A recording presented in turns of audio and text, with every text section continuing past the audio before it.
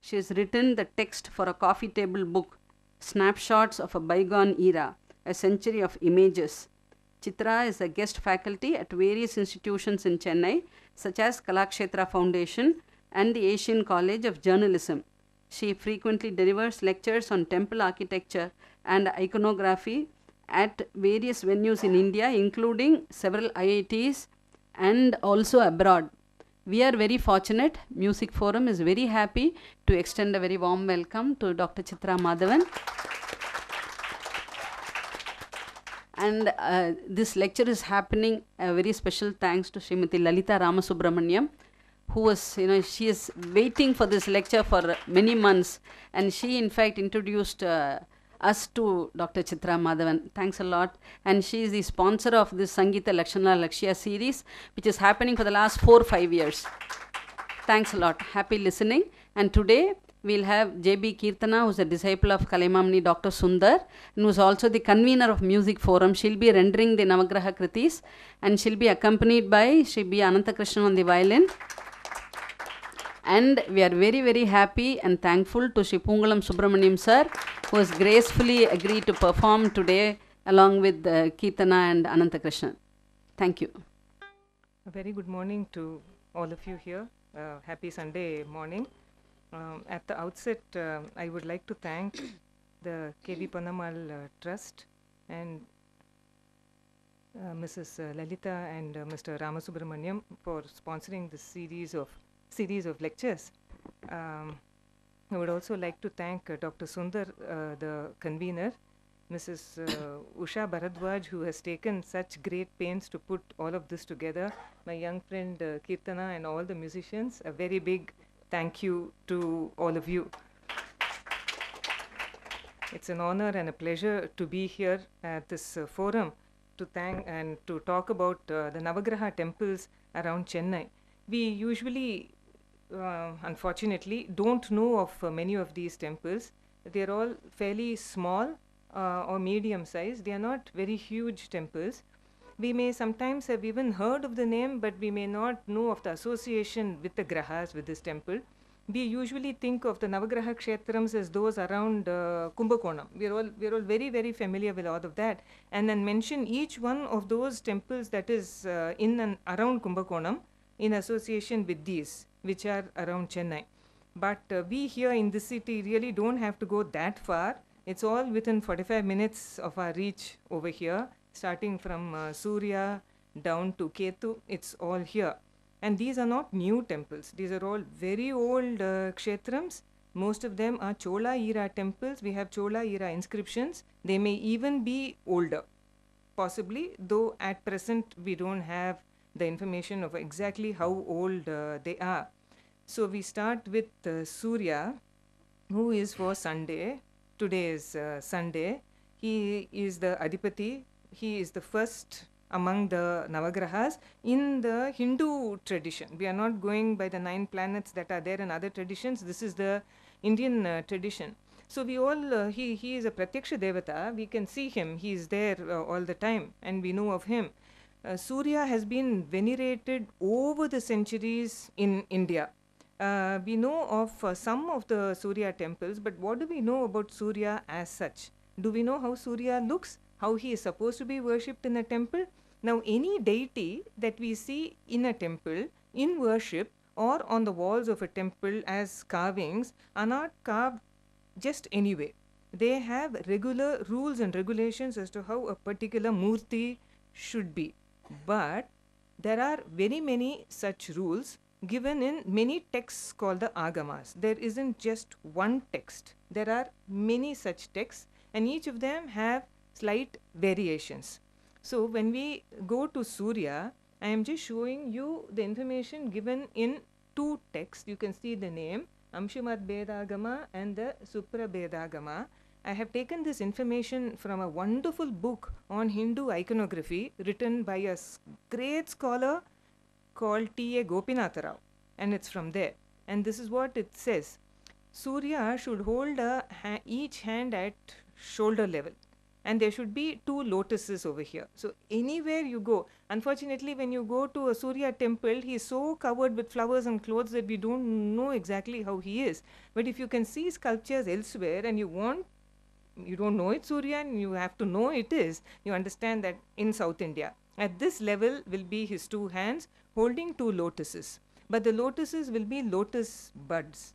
This is a big difference from North India, where Surya also stands absolutely straight. We call him Samabhanga. Bhanga is bend, Sama is equal, so there's no bend for Surya, is absolutely straight.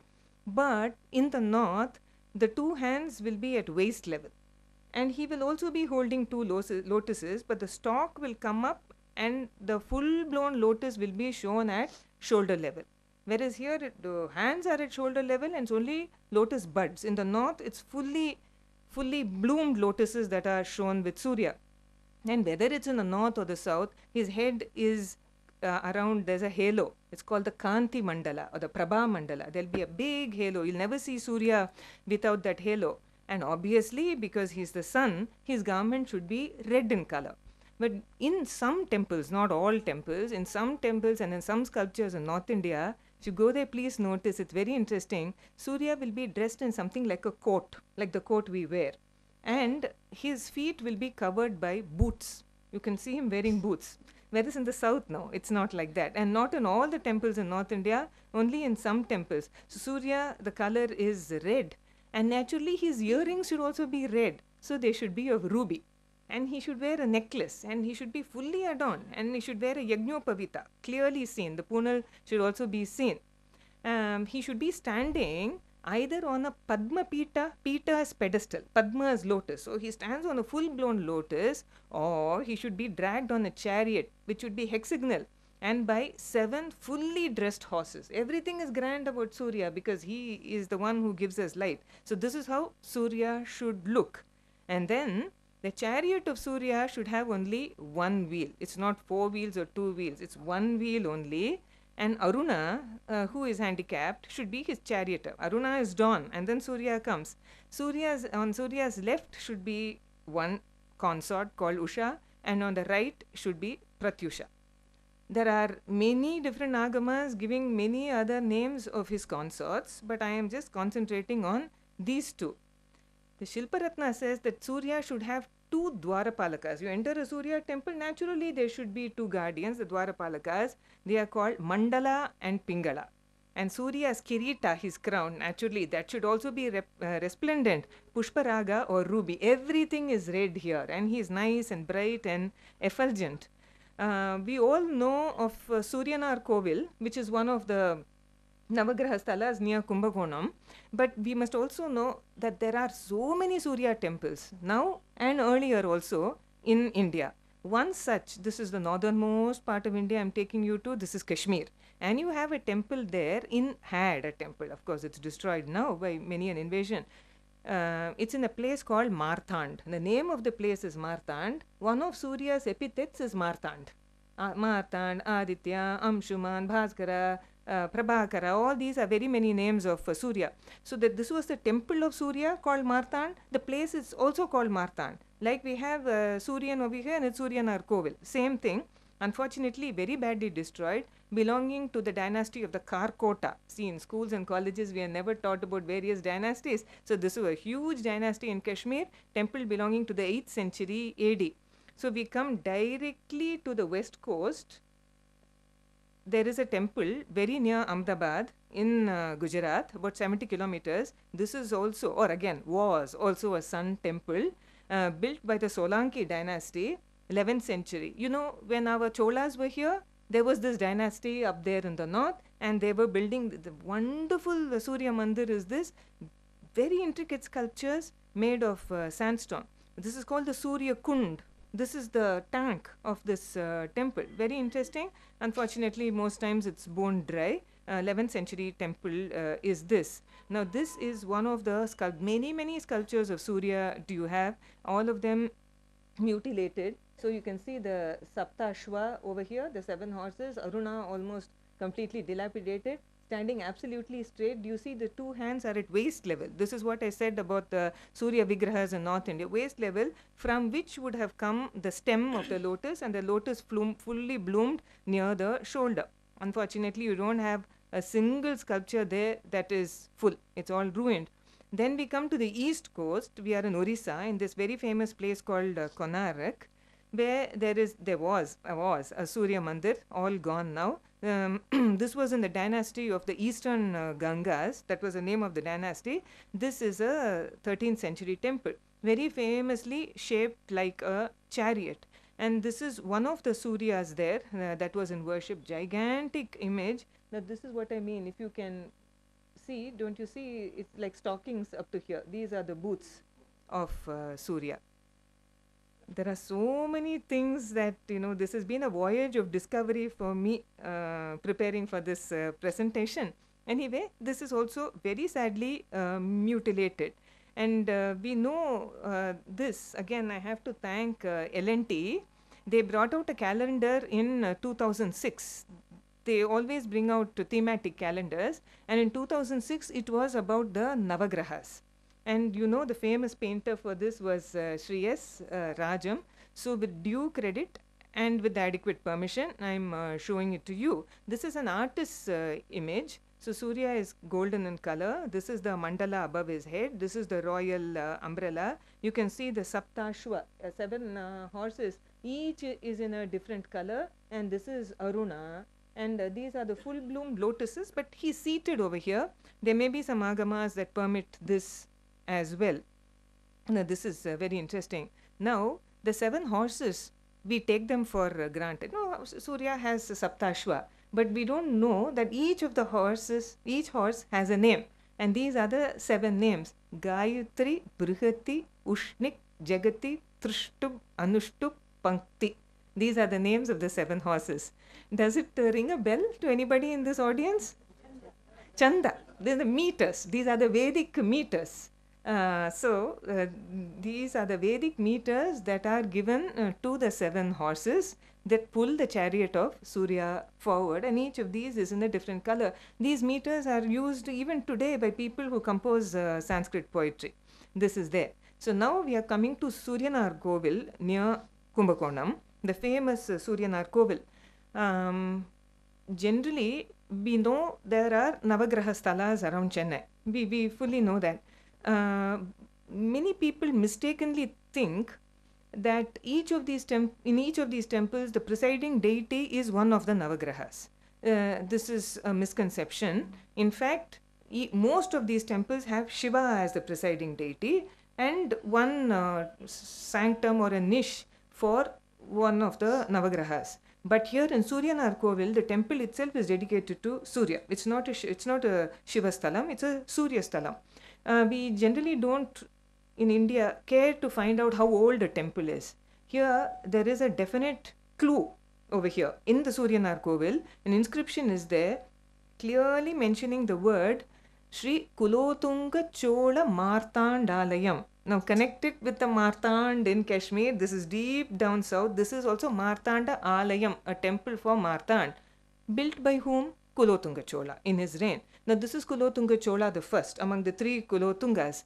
And why did he build a temple for Surya here? Surya worship was not very common in the south. It was in the north. But then here is a grand temple being, not grand, but a famous temple being built by Kulotunga Chola. For this reference, you have to go to Gangaikonda Cholapuram, which was the capital city of Kulotunga Chola, like it was of his predecessors and successors also. There, not many people know, on the Gopuram, which is now dilapidated, there is an inscription in Sanskritam. And that inscription is unfortunately broken. It's not full. But the verses that are written there clearly show that it was an inscription of the rulers from Kanauj. The rulers from Kanauj had very close relationship with Kulotunga Chola deep down in the south. And on a friendly mission, they had come all the way over here and they have left their inscription there in the capital city of Kulotunga Chola. And we well know that the rulers of Kanauj were worshippers of Surya. Time and again they have repeated they are worshippers of Surya. So that influence has come to Kulothunga Chola, and then he built the Kulothunga Chola Martandalayam in Suryanar Kovil near Kumbakonam. So if you go there, if you see the Utsava Vigraha of Surya, it's very much a Chola image even today. So we have all that. So this is a map of, I've taken it from the net. These are the Navagraha Kshetras around Kumbakonam. We have to make one such map for the ones around Chennai. I leave it to one of you to do it. So we'll come to Chennai now, and we are going to a place called Kolapakam. This is a Surya Sthalam, but the temple is a Shiva Kshetra. It is the Agastishwarar temple over here. This is very small. If you've seen Martand and Konarak and Modhera and Suryanar Kovil, this is nothing much at all. Definitely a very, very ancient temple. All the Navagraha Kshetras around Chennai have been completely and totally modernized. Let us agree to that. So you can hardly even take a photograph. There are so many tin sheets, asbestos, plastic. So this is the view that I could get of the Vimanam, under which is Agastishwara. The goddess here is Parvati Ambal, called Anandavalli. Now in this temple, there is a small shrine for Surya. And it is said that Surya came here and worshipped Lord Shiva and was rid of many of his sins. That is the Sthala Puranam of this temple. Now the sanctum for Surya, and I was allowed to take only the top part, and that too it was against the sun. So this is the Saptashva and Surya being drawn. Inside he stands absolutely straight in the typical South Indian posture. So he directly faces the Shiva sanctum and as though praying to Shiva. Unfortunately, the photos are not good, but this is the only one I could manage at that time of the day. Many other small shrines are here. It's a tiny little temple. Really nothing much to talk about over here as far as this temple is concerned. This is the main sanctum. Right next to it is the shrine for Anandavalli facing south. I repeat, Shiva faces east and Surya faces Shiva facing west over here.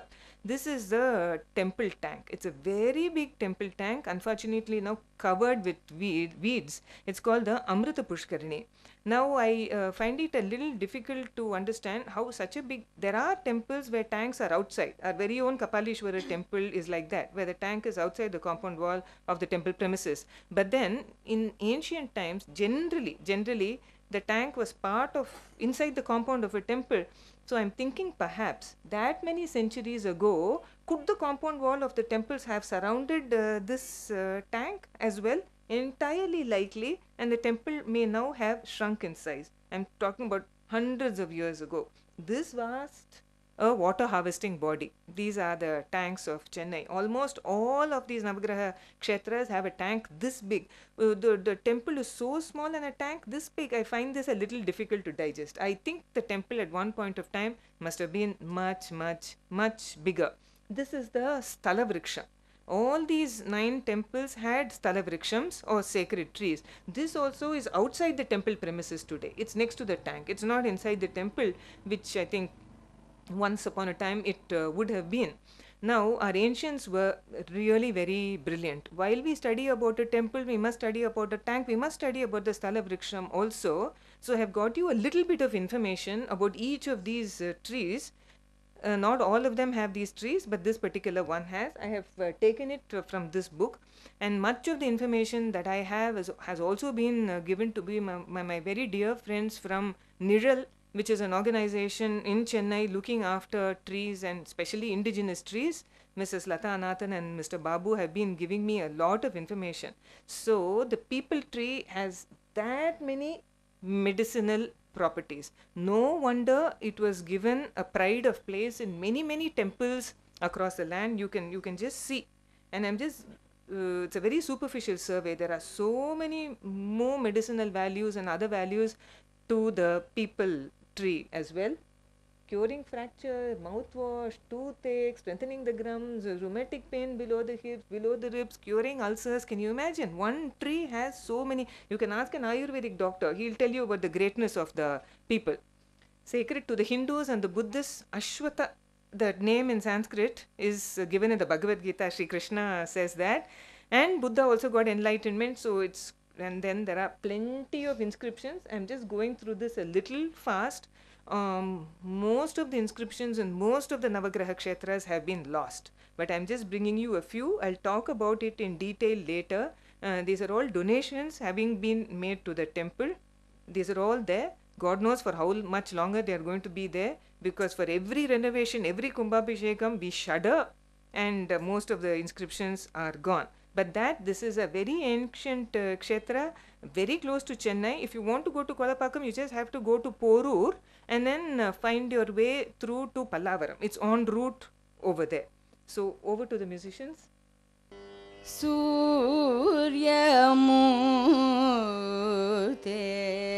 Namostute Sundara Chayadhipate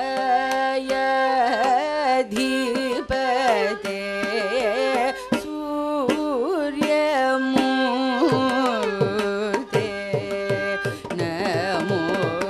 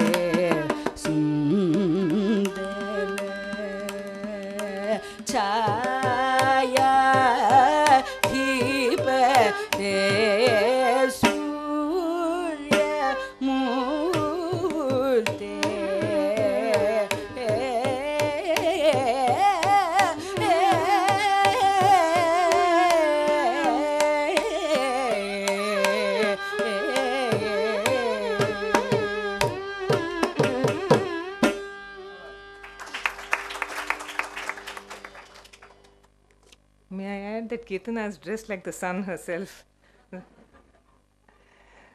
This composition of Muthuswamy Dikshitar's comes in a long line of great verses sung over the centuries on Surya, starting from the famous Aditya Hridayam in the Ramayana, which is Aditya Hridayam Punyam Sarva Shatru Vinashanam Jayavaham Japen Nityam Akshayam Paramam Shivam Sarva Mangala Mangalyam. There's nothing that the sun cannot give. And then coming to the Surya Shataka in the Mahabharata, it says Tvam Banoho Jagatas Chakshuhu Tvam Atma Sarvadehinam Tvam Yonihi Sarva Bhutanam Tvam Acharaha Kriyavatam. And then you have a 7th century poet who was a contemporary of Harshavardhana called Mayura Kavi, who wrote again the Surya Shatakam. Incidentally, there is a temple called the Kachapeshwara temple in Kanchipuram. It's a very famous Shiva temple. And they had discovered one of the pillars of the mantapa of that temple in the Chola times having one of the verses of the Surya Shataka. So maybe all the verses were once upon a time carved here. So such is the connection of Tamil Nadu with Surya. Now we'll go to Chandra. And this is the temple. It's very close to Kunatur.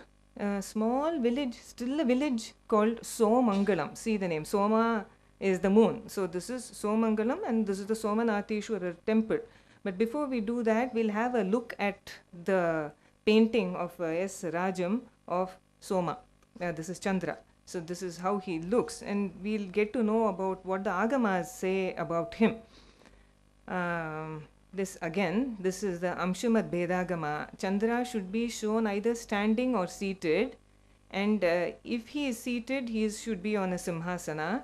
White is his color, naturally, and like Surya, his head should have a Prabha Mandala, halo. Chandra is never seen without a halo. Many ornaments, garlands of various flowers, to be clothed only in white. 2 hands, just like Surya, but not holding a lotus, but a water lily, Kumuda. This is the iconography of Chandra. Golden Yagnopavita and very peaceful. But Surya is resplendent, Chandra is absolutely beautiful and peaceful. Another text called the Shilparatna clearly says that Chandra should be seated on a chariot drawn by 10 horses. Dasha Ashwa, not Sapta Ashwa. We should have a Gada in the right hand and the left hand should be in Varadahasta, boon giving posture. So this is how Chandra should be seen. Matsya Purana has added to it also. Chandra should have a chariot with 10 horses, adding that 2 goddesses, Kanti and Shobha, should be on his right and left. He should have the lion banner, Simha Dwaja. Okay? And one more agama, gives the name of only one goddess next to him as Rohini. It's very famous in the Ramayana, Shashinam Rohini Yata, it says, when Sita to Rama. This again. So now you can see that he is seated, he is on a simhasana, he is dressed in white, he is of white complexion, and 2 water lilies in his hand. This is how we see Chandra. And there is a Prabha Mandala around his head also. Tingalur is the Chandrasthalam. It is a Shiva temple where you pray to Shiva as Chandra. This is in the Kumbakonam belt. Here we are coming to Somangalam. I repeat, very near Kunnatur. It's not a very big temple, but it's definitely bigger than the Surya Sthalam that I showed you. And here it's very interesting. The Shivalinga faces east. The Nandi also faces east, showing the back to Shiva and front to the east. And there is a very sweet story. It says that as the king was building this temple, one particular king, there was an invasion by the enemies. And so Shiva just told Nandi, turn around and stand that way and chase away the enemies. So since then, Nandi has been that way. This is one of the traditions of this temple. Another tradition is that Chandra, the moon, was inflicted with a lot of dosha, sins. And he came and worshipped Shiva here. He worshipped Shiva after bathing in a tank that he had created. It's called the Vinay Tirtha Kulam. This is about 1 kilometer away from the temple. I don't have a photograph, but in this temple you have a sculpture. You have a separate Sannadhi for the moon here. You can see him. Modern sculpture worshipping the Shivalinga. The mandala here is not given fully. It's given as a crescent of the moon over here. This is the entrance. Much modernization has happened. We'll go through the entrance. We'll go around this temple. Very interesting is this temple. The inside of this temple is Chola, but over the centuries many mandapams and other structures have been built. So this is how you have to enter this temple. Incidentally, before I forget, there is a lovely bronze image of Nataraja here doing what is called the Chatura Tandava. The legs will be like this. There is one such in our museum also. Here this Nataraja is an active worship inside this temple. So all these new sculptures are there. And then we keep going into the temple premises. This is Subramnaiam also. And then we pass by a number of ancient images. These are called the Saptamatrikas, the 7 mothers. And you also see right at the end a goddess called Jeshta Devi, whom we commonly call Moodevi also, was the elder sister of Lakshmi. Her sculpture is also there. If you see sculptures of Jeshta, it means this temple is really very old. And now this is the wide prakaram of the temple. This is the outer courtyard, outer prakaram. And you can see that there's a footpath for us to walk on, and it curves around. And this has a meaning. So we have to go like this, and we have to follow this footpath. And the reason is because the temple itself is curved like this. And this clearly shows us that this is a Chola temple of about the 12th century. This most of you know. This kind of architecture is called the Gaja Prishta Vimanam. Vimanam, the main sanctum. Gaja, elephant. Prishta, back. It's shaped like the back of an elephant. This style was there in the Pallava times, taken to literally new heights by the Cholas. And in the northern part of Tamil Nadu, which we call Tondai Mandalam, the land over which the Pallavas traditionally ruled, and from whom the Cholas took it in around 850 AD, many such Gajaprishta Vimanas are there only for Shiva. So this is how the temple actually looks. And these are what are called the Devakoshtas, or the little niches. You have from here Ganesha, you have Dakshinamurti. I'll show you all the Devakoshtas, and at the base there are many inscriptions, and this is the rounded shape of the main sanctum. South side Dakshinamurti, etc. etc. I'm showing every part because generally what the mistake people try to do is to do all the Navagrahas in one day around Chennai, and then they come back not knowing which temple they visited and not having seen anything. So we'll do one temple at a time, that's enough. So in the Devakoshta here you see Ganesha. So what's different? No, nothing special. There is something very special over here. In the Pita you find the Mushika Vahana. Generally you don't have that. I'll show it to you in detail. This is a Chola period sculpture, and there is the rat or the mouse. Generally this is not seen at all. And then the next shrine is Dakshinamurti. Much modernization has happened and I couldn't even poke my lens through the grills, so I'm not showing you anything at all. This is Guru over here. And then we are going round the Gajaprishta Vimanam. Here right at the back, we are not seeing Lingodbhava. Usually, it is the Lingodbhava Murti form of Shiva that is shown at the back of a sanctum. This is Vishnu, which also means that this is a very old temple. And you can clearly see the Garuda Vahana at the base of the Vishnu niche. Again, this is, I'll show you a close-up. So this is how it looks. This is not common, not at all common. And all these various sculptures that you see here, these are all Chola. Many, many inscriptions are there. I'll come to them later. So we are going around now, and then we see Brahma over here, and his Vahana, the Hamsa, is clearly seen in the Pita under his foot. So all of them have that. Going still further, and the Durga sanctum is there, but they had almost completely banned photography. And obviously beneath the foot of Durga, you have only the Mahishasura. Very, very, very Chola sculptures are these. The Vimanam has been modernized, nevertheless. These little decorations are called the kudus. That's a technical expression. And then this is Durga. And underneath her foot is Mahishasura, not particularly a Vahana. And these are the many inscriptions. I'll come to that later. Thankfully, still intact as far as this temple is concerned. There is a Chandesha, Chandikeshwara, as in all Shiva temples, but in quite a big sanctum. You have Muruha here also. No saying whether these were old or these are new. This tank right next to the temple is called the Chandikeshwara Tirtham. The one that I told you, the Vinay Tirtha Kulam, is about 1 kilometer away from the temple in a completely dilapidated condition, but this one at least still has some water and somewhat still maintained. So this is also the famous tank of this temple. You have sanctum for Bhairava. Kamakshi Amman is the goddess over here in a separate sanctum here for Somanatheshwara.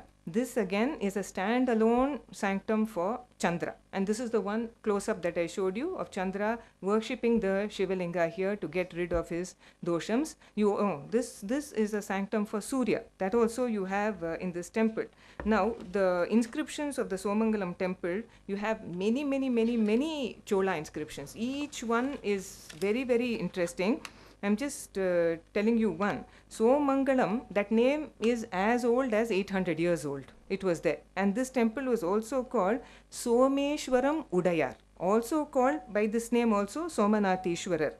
And then it's very interesting that at one point of time, Kulotunga Chola III in the 12th century AD, in his reign, there were breaches in the bunds of a lake in Somangalam. Somangalam was also called Pancha Nadivana Chaturvedi Mangalam. Mangalam, if you know any village ending with the suffix Mangalam, rest assured that it was a Chaturvedi Mangalam, meaning that it was peopled by scholars of the 4 Vedas, and that it was given by the king for these people to live in and propagate their traditional knowledge.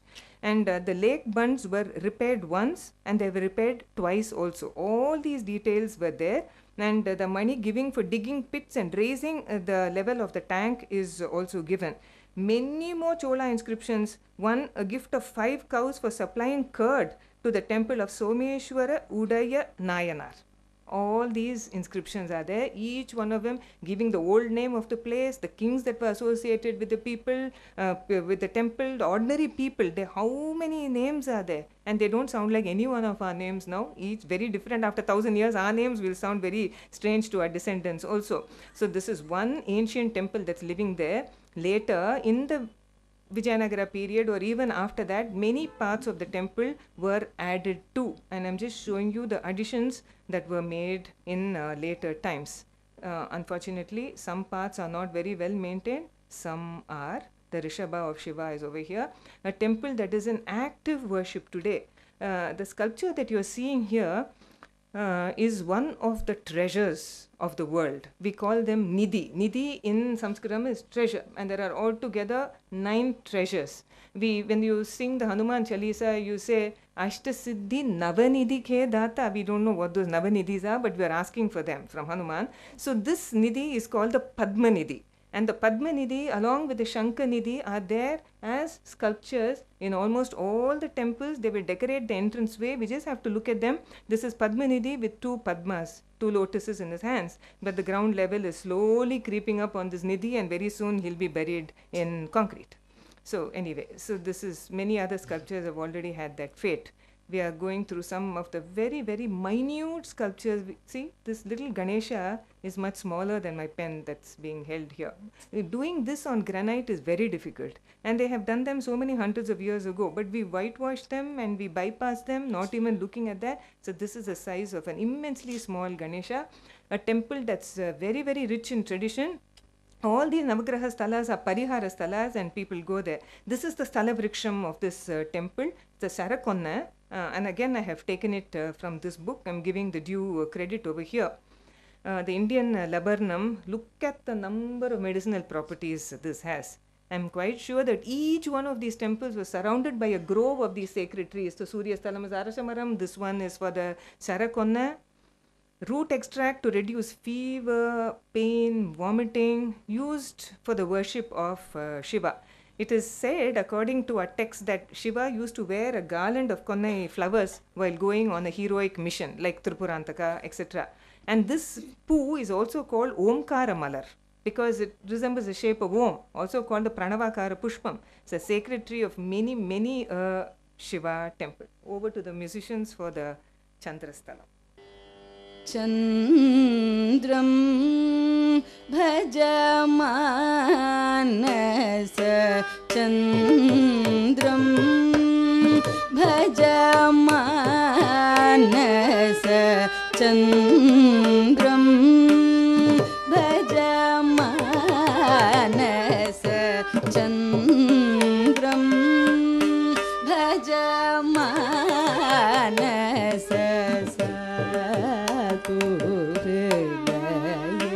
Sadrisham Chandram bhajamanasa Satu Hridaya Sadrisham Chandram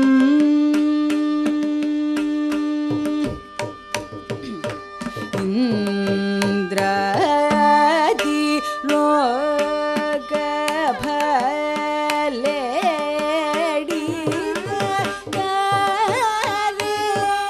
Karesham Indradi Loka Bhaledi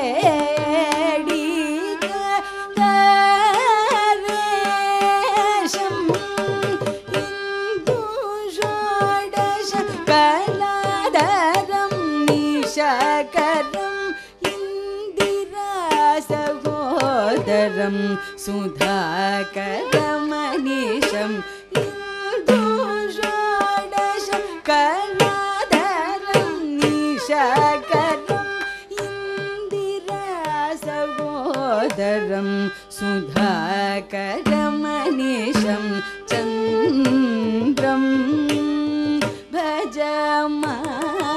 Bhajamanasa Satu Hridaya Sadrisham Chandram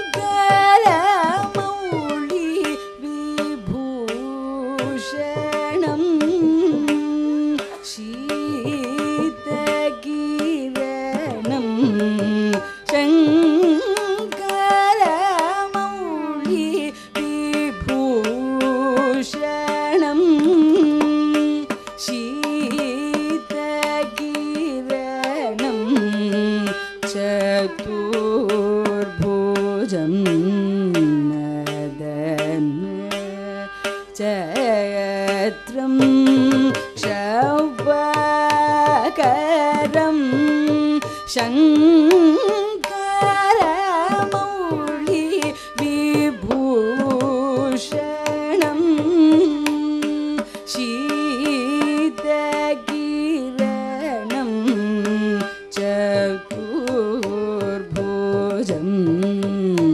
Madana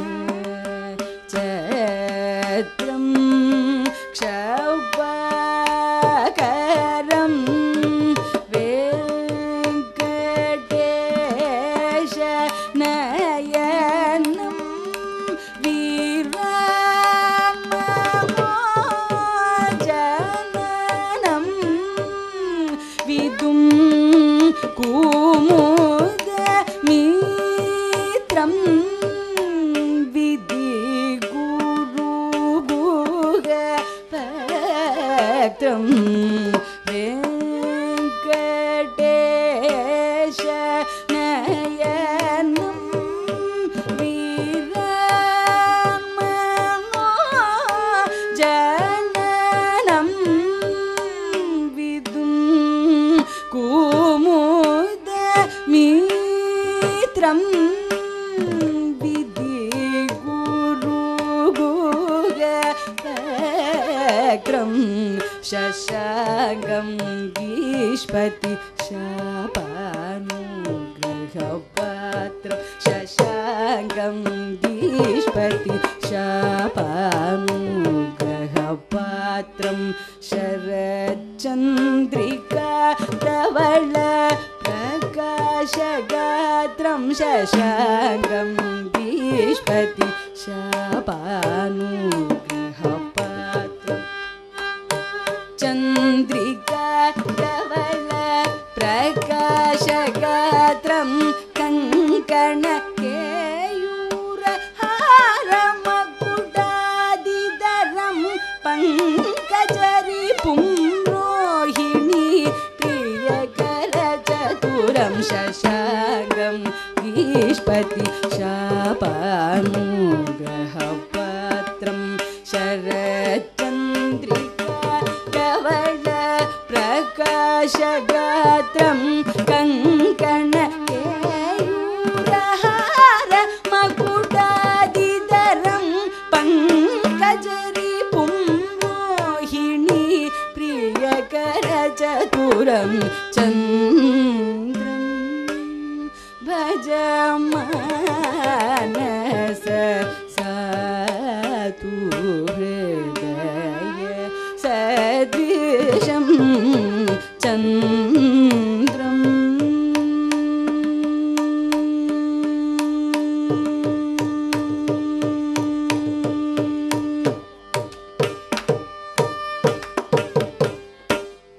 So that was about Pankaja Ripum, the enemy of the lotus.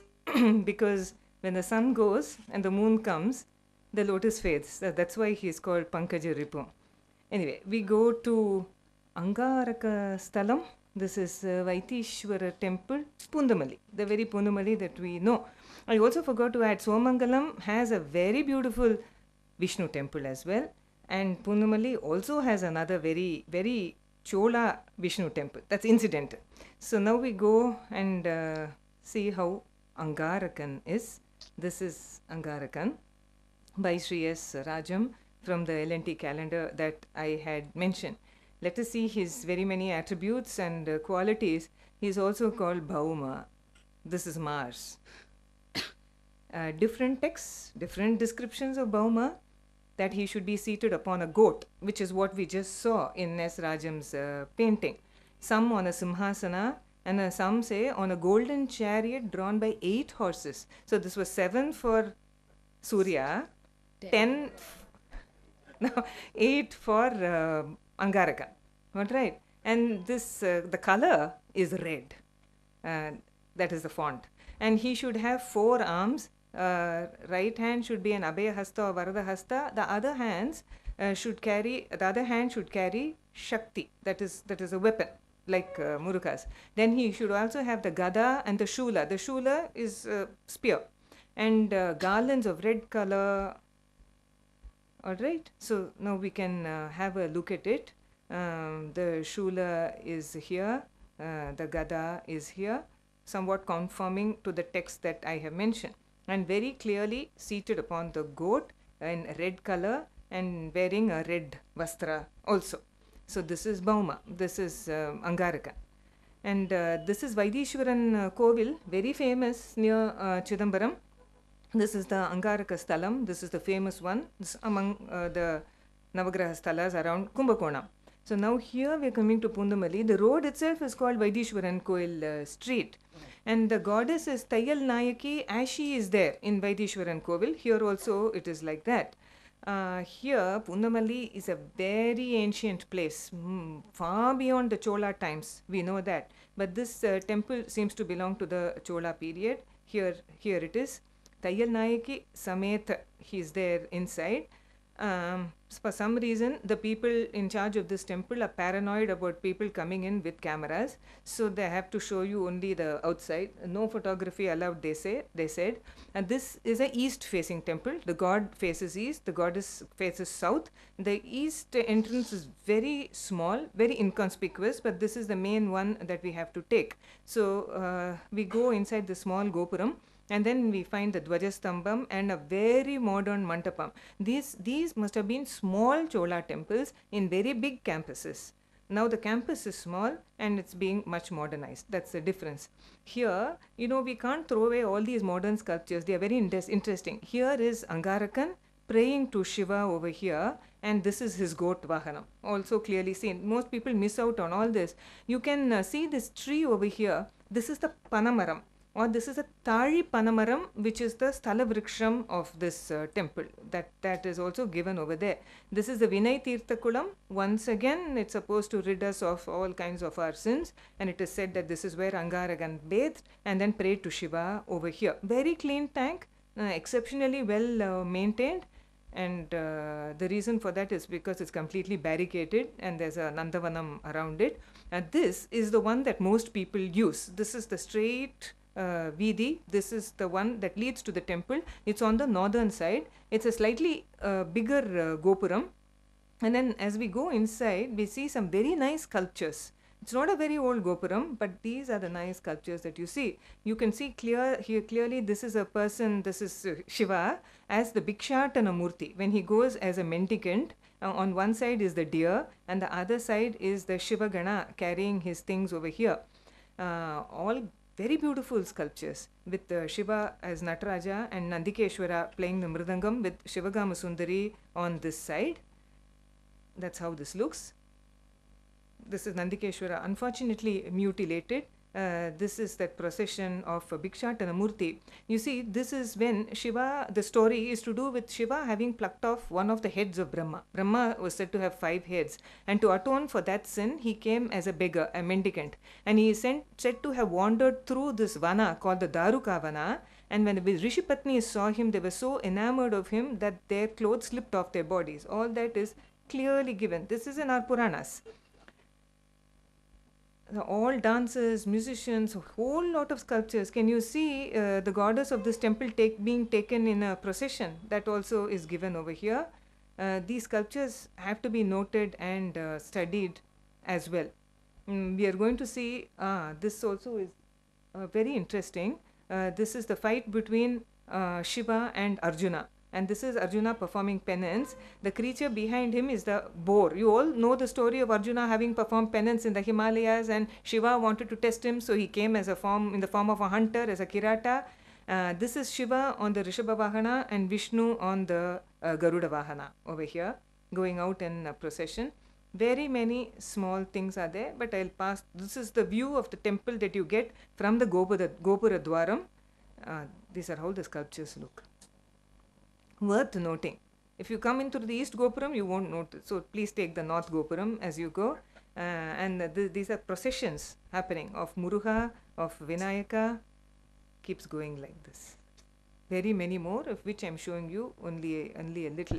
And as the gods come riding out, this is how the devotees pray to them. Now, coming into the courtyard of this temple, it's a medium-sized one. This is the main Vimanam of God Vaidyanatha Swami.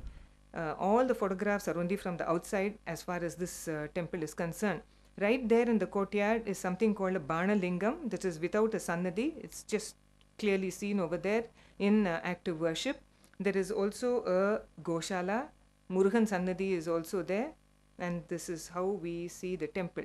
Only 2 fragmentary inscriptions are here. I'm sure it was once covered with Chola inscriptions. If you search very hard, you will see 1 or 2 lines over here. One belongs to Rajaraja Chola, the second to Rajendra Chola, and they have been discovered here. The one that belongs to Rajaraja Chola, clear dating, it's 1010 AD.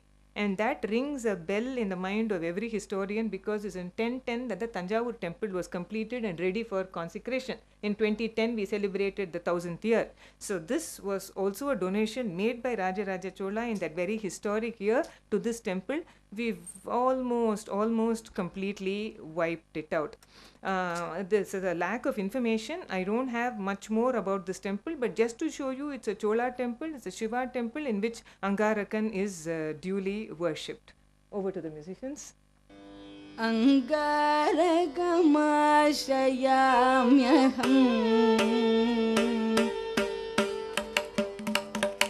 Angarakamashayamyaham Vinata Shridajanamandaram Mangalavaram Bhumi Kumaram Varam Varam Angarakamashayamyaham Vinata Shridajanamandaram Mangalavaram Bhumi Kumaram Varam Varam Angarakamashayamyaham Vinata Shridajanamandaram Mangalavaram Bhumi Kumaram Varam Varam Angarakamashayamyaham Vinata Shridajanamandaram Mangalavaram Bhumi Kumaram Varam Varam Angarakamashayamyaham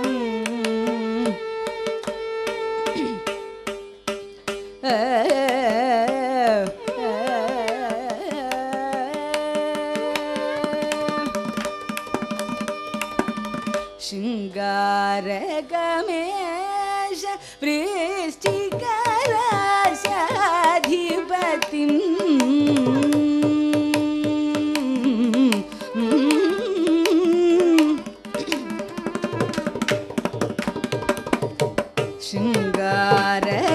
Shingaragamesh Vrishtikarasyaadhipatim Shingaragamesh Vrishtikarasyaadhipatim Raktangam Raktambaladidaram Shakti-shuladaram Shingaragamesh Vrishtikarasyaadhipatim Raktangam Raktambaladidaram Shakti-shuladaram Mangalam Kambukalam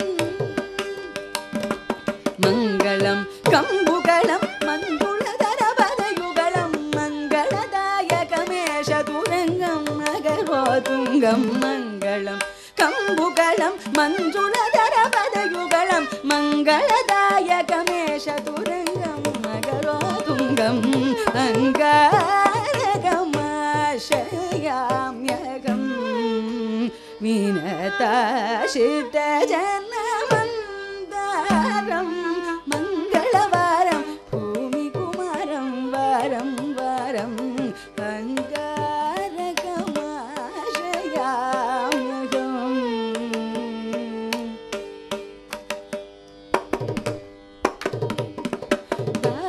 Danavasura Sevita Mandasmita Vilasita Paktram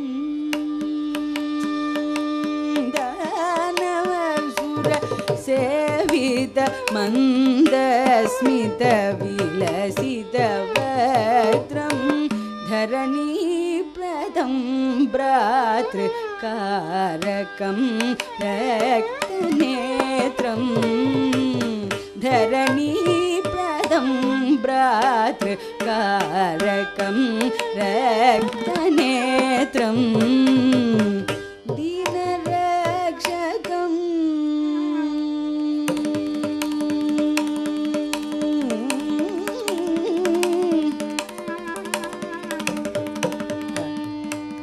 Dinarakshakam Pujita Vaidyanatha Kshetram Dinarakshakam Pujita Vaidyanatha Kshetram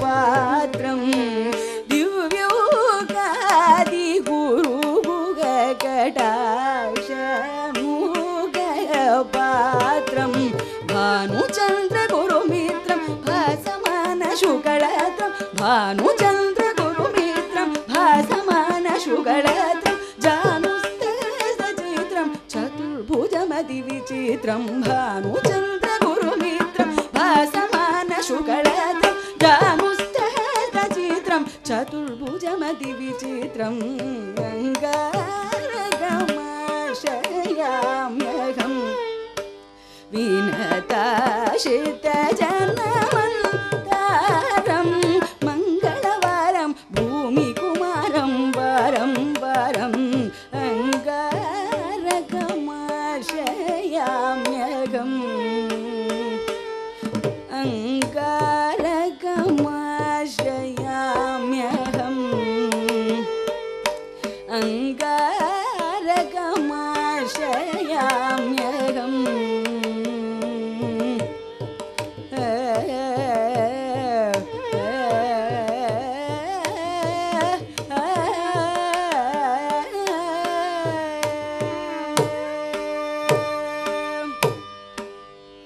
Now we go to Kovur.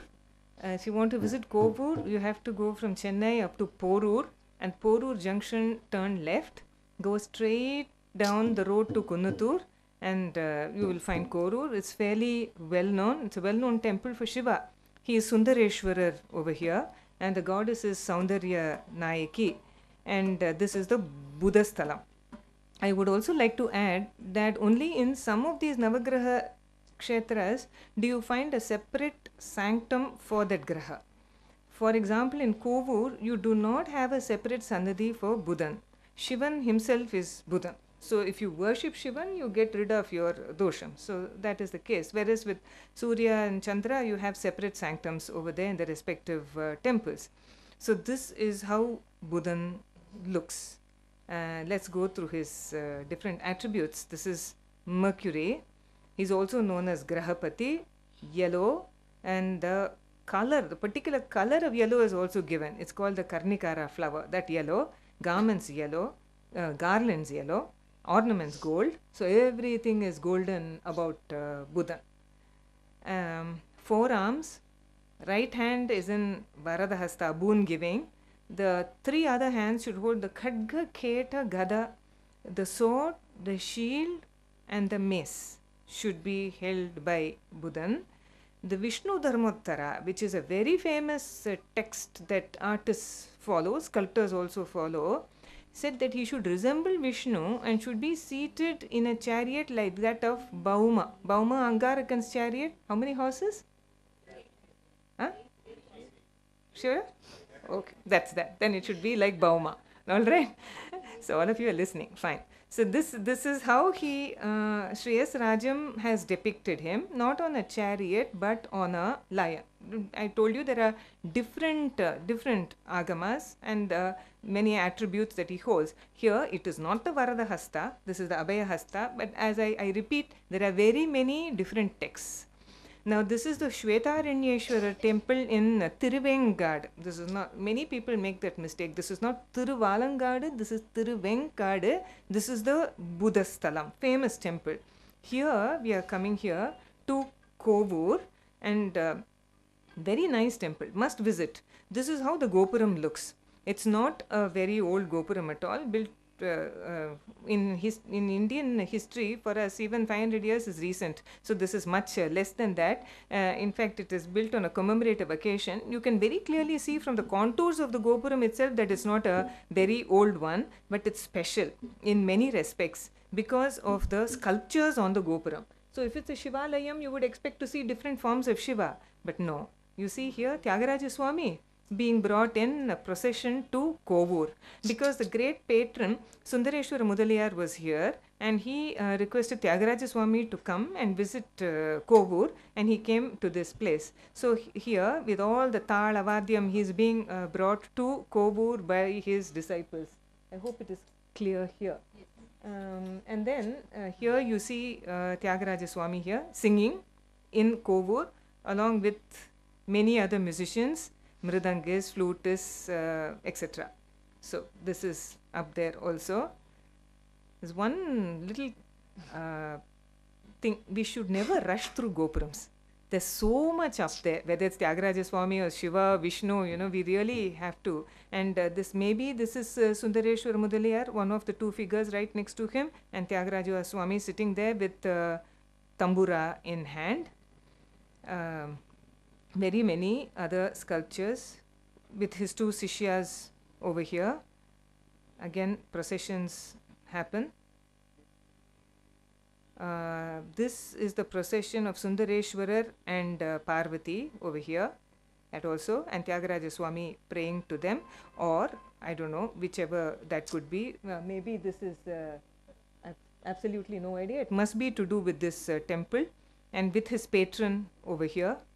Very many sculptures. Tyagaraja Swami with his guru and with his parents. This is the baby Tyagaraja Swami. And so many more with Shiva, praying to Shiva and Parvati. So he came to Kovur and he sang these 5 songs over here. All their names are here, and these are the 5 songs that he sang over here. Musicians now, and go to the Kshetram later. Tyagaraja Swami's. Okay. Sing it now. I'll go back to the Kshetram later, because we are with Tyagaraja Swami now.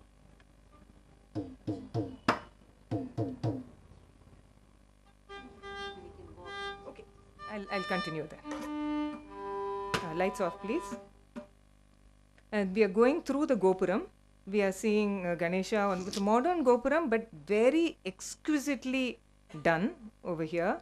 And these are the 2 sculptures that we generally see in every Gopuram at the base. This is Ganga Devi and all the lovely floral patterns that go up on this side, and on this side is Yamuna Devi, as though we wash ourselves, cleanse ourselves in the waters of these 2 rivers and then proceed into the temple premises. And then we go here. As soon as you enter the temple campus, you see it is a Gajaprishta Vivanam. It is completely apsidal shape, rounded at the back, clearly Chola. It has just one Chola inscription, that too completely obliterated. So this is how this, as soon as you see this, you know that it is around the 12th century AD, with very many small sculptures. One fragmentary inscription, so very sad, it breaks our heart to say this. It belongs to the reign of, it just says Raja Keshari Varman. Raja Keshari is just a title of the Chola kings, nothing more than that, and mentions a grant of land. It doesn't mention the name of the place, name of the god. All that has been completely erased. So this is the Shivaganga tank over here. It's just outside the premises of the temple. Definitely, without doubt, the temple compound, outer compound would have been around this tank. I don't doubt it at all. There is still water. It's pretty clean over here. But as you can clearly see, the city is catching up on Kovur. What was a small little village, now there are some multi-story buildings. It's going to become like this. The city is catching up in all these places. You have to go to the reverse back side, the rear side of the temple, and you will see within a small compound like this, the Sthala Vriksham. This is the Vilvam, but let's look closely. This is not the ordinary Vilvam. This is called the Mahavilvam. Alright. So this is very sacred. Hardly is it to be seen in very many temples. In fact, nobody even tells you about it. You have to find out and go. The Mahavilvam is, why should the sacred tree be outside the premises of the temple? Cannot. So once upon a time, the outer compound ran around this temple. So little bit about the Vilvam. In Sanskrit, it is Bilvam, and many other. Curing eye diseases, fever, swelling of the respiratory tract, cures jaundice when mixed with black pepper, asthma complaints, sore eyes, cures vomiting, cures other problems.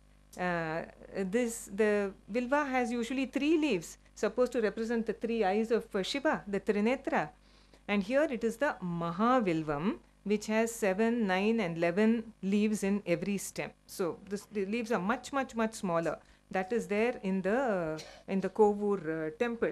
We have no plaque, nothing to say where Tyagaraja Swami stayed in this in this place. But this is the road that leads to the temple.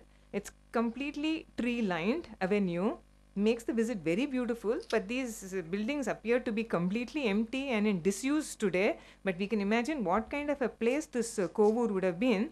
This is the place which was there for the Theradi, for the big Ther of this temple once upon a time. And we know from Tyagaraja Swami's Kritis that there were so many Utsavams over here. This was a grand temple, grand philanthropist over here, but all that is completely gone. I repeat, there is no separate sanctum for Buddhan. This is the second prakaram. There is an inner prakaram inside, Dwajastambam, very, very active, and a new inscription with all the 5 songs composed by Tyagaraja Swami written here. This is good. Sometimes new inscriptions are also good, and this is the Ambal Sannadhi. This is how it looks, and one side of the main sanctum also.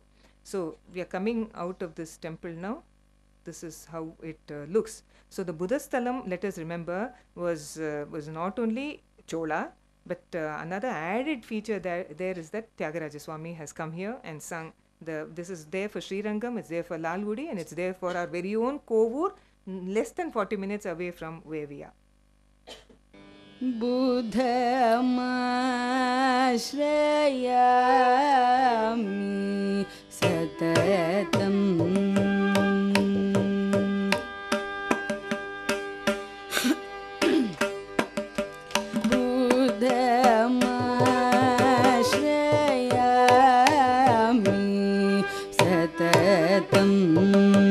Suravimutam Chandratara Sutam Buddhamashrayami Satatam Suravimutam Chandratara Sutam Buddhamashrayami Satatam Suravimutam Chandratara Sutam Buddhamashrayami Satatam Suravimutam Chandratara Sutam Buddhamashrayami Satatam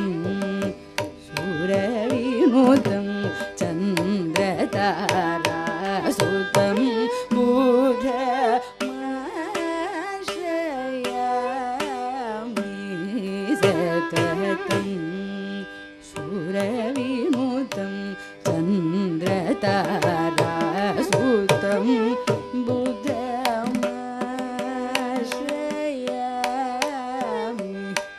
Satatam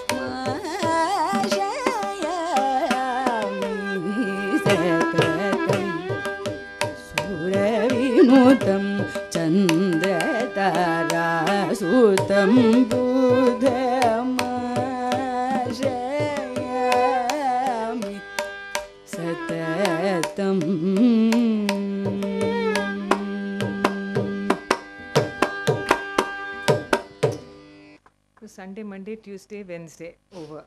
So now we go to Guru, the Guru Sthalam, Ramanatishwarar temple, Porur proper, a very crowded part of Porur. It's a small temple. The Sthala Puranam says that Rama, en route to Lanka, worshipped Guru over here and went. So this is the Guru Sthalam. Guru here as depicted by Sri S. Rajam. Brihaspati is Jupiter represented with 4 arms, one of the hands in Varadahasta, other 3 carrying Kamandalu, the water pot like Brahma, Akshamala and the Danda, that is the stick or the rod. Color of Brihaspati yellow. And then the Vishnu Dharmotara has a completely different interpretation, only 2 hands holding a Pustaka and Akshamala, that is a Japamala. Alright. Suitable ornaments, yellow garments. So this is how Guru looks. Okay, so we go to Alangudi, which is the very well-known Guru Sthalam. That's the Apat Sahayeshwarar temple over there. Here in Porur, near Chennai, this is the Ramanatishwarar temple. This is a very modern Gopuram. But when we go in, there's hardly any place to take a photograph even. Again, do you see a Gajaprishta Vimanam over here? Very Chola is this. This is the 3rd Gajaprishta Vimanam I've shown you. One for Somangalam, the other in Kovur. Now this is in Porur. Clearly rounded at the back. You can, if you go very carefully and rub your hands around the base, you can see that there were once inscriptions. Completely wiped out and they have not been recorded as well. So I cannot tell you the old name of the temple, old name of the place, donations given, which king contributed, nothing is there. But the Gajaprishta Vimanam stands because it was of stone, granite, and we do know that it is a Chola legacy. The bottom part is as it was and the top part has been much renovated and completely painted over. There isn't very much that I can tell you over here, but new trees have been planted. That's about it. There isn't very much. It's an extremely small temple, but very well known Buddha Sthalam in active worship. All the utsavams for Shiva are being conducted here, and people go here to worship Jupiter. That's very little scanty information, but then the temple is so small, bereft of any epigraphs, and that's all I can tell you about this Kshetram. So over to the musicians.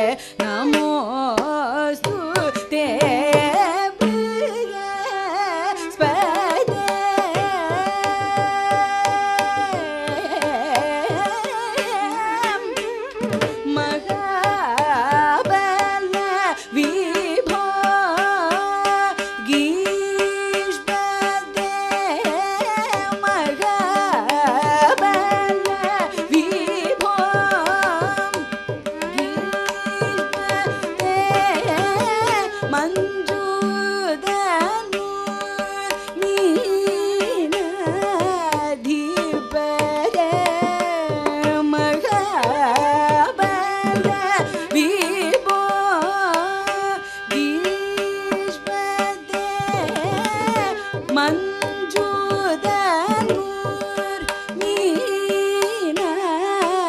மீனாதிபதே Mahendra துபாசித கிருதே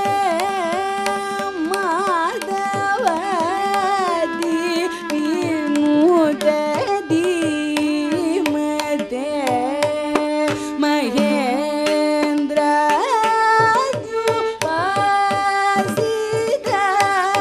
கிருதே மாதவதி விமுத தீமதே Swadesh தாரபதே பிரம்மஜாதே நமோஸ்துதே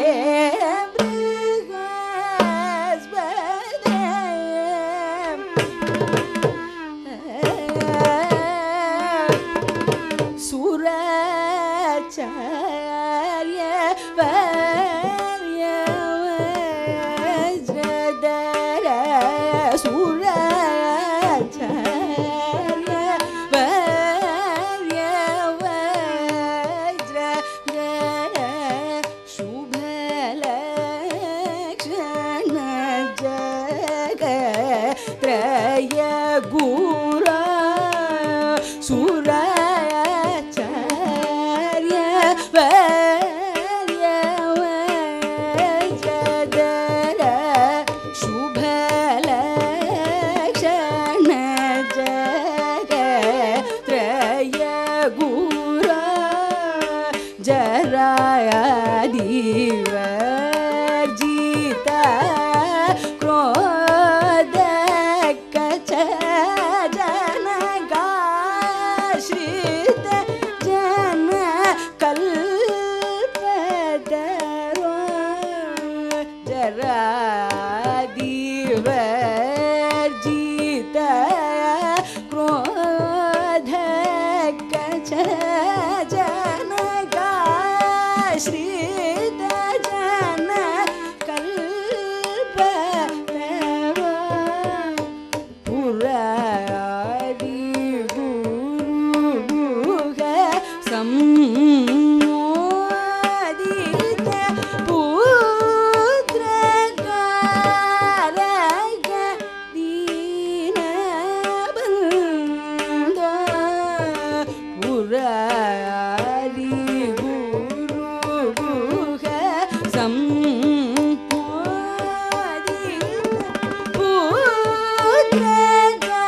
पुत्रकारक दीनबन्धो परारि षड्वारि वाक्स्वरूप प्रकाशक दया सिन्धो निरामयाय निर्विचित्रे निरङ्कुशाय विश्वभते निरञ्जनाय भुवनपोते निरोषाय मगप्रदाते निरामयाय निर्विचित्रे निरङ्कुशाय